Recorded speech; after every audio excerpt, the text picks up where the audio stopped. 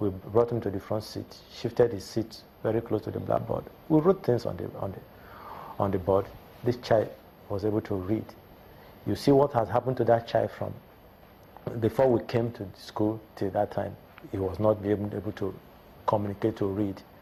As I'm saying today, that child is one of the best students in that school today, because we were able to identify his challenges as far as the vision is concerned. Okay, and place him in the proper place. Mr. Kasim, you've mentioned something now about the teacher not knowing. What is it that your center, the National Albinism Center, is doing in terms of public awareness?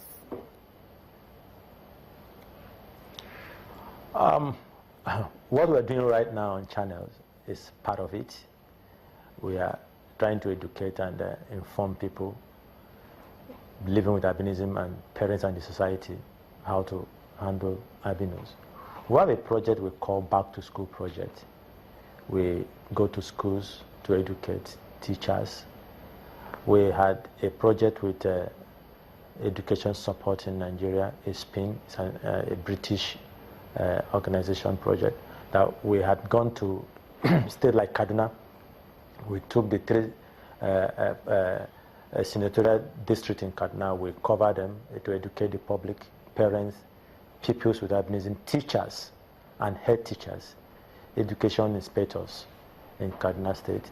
We also did it in Enugu, only one senatorial district.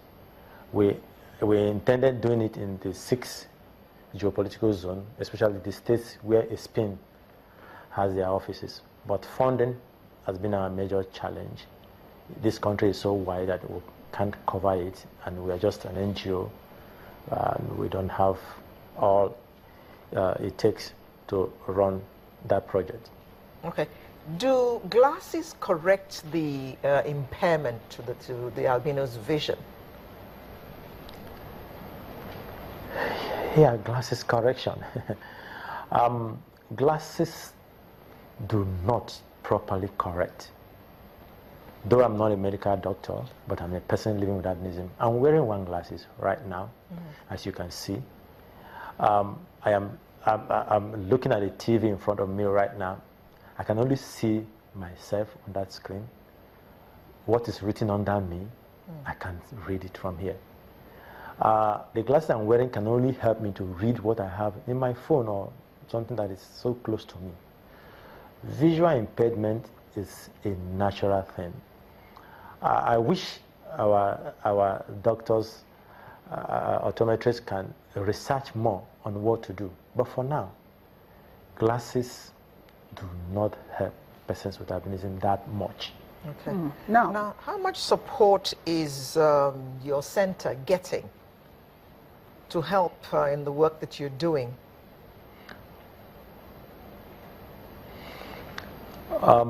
Support. I want to thank channels and other media organizations. You have been very, very supportive. Whenever we knock on your doors are open to us to do what I'm doing right now. And we also have support from Federal Ministry of Education. Through the Federal Ministry of Education, we have national policy on albinism, which has been gazetted by the past government.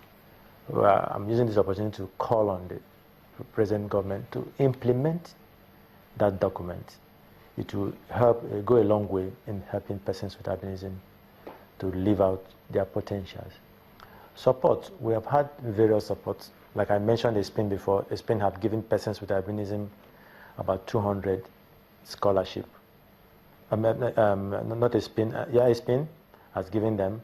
And National Human Virology has also done such a thing. UNICEF has given persons 90 children with albinism scholarship. PTDF have given one of us scholarship to study, to do her master's in UK. We have support from Federal Ministry of Health. Over 800 persons with albinism has been treated in National Hospital for free for skin cancer. Although we had challenge with the National Hospital about a year ago when they stopped treating our members. we have accumulated a bill of over 50 million naira. Before that bill came to 50 million naira, we had the first bill that was 17.5 million naira. We don't have that money as a foundation, and our members are dying in row. So we went to the then government, the Ministry of Finance. They paid the bill to the National Hospital, not to the foundation. The bill went to the National Hospital. And after that, the subsequent treatment was what built up to over 50 million, and they stopped treating us. And I want to use this opportunity once again to thank the National Hospital. On Monday this week, that is the International Awareness Day of Albinism, the National Hospital CMD was in our program, and he publicly announced that they will resume the treatment. I also want the government to see what they can do, if to put the issue on albinism in next year budget, even to capture albinism in the budget of the National Hospital. I also want to say that in 2007, during the then government, the president organized, called a meeting between National Hospital, the Federal Ministry of Health, and 6 teaching hospitals from the 6th geopolitical zone to see how they can help patients with albinism who are dying of skin cancer.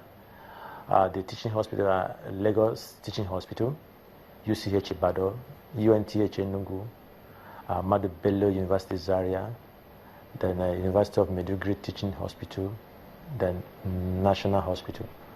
But these other teaching hospitals opted out of that project because they said they don't have money to run the cost of treating patients with albinism of skin cancer. Okay. But National Hospital was the only hospital who took the challenge to treat patients with albinism, and they have treated over 800 patients with albinism with skin cancer. All right, Mr. Kasim. Indeed, you've gotten some help and support, but of course, you would need more. And so this is exactly where we have to leave it this morning. Thank you so much for speaking with us. We've been speaking with the head Media and Communication National Albinism Center, Mr. Afam Kasim. Thank you so much for being here. And we'll take a break, and when we come back, it will be time for Etiquette with Janet.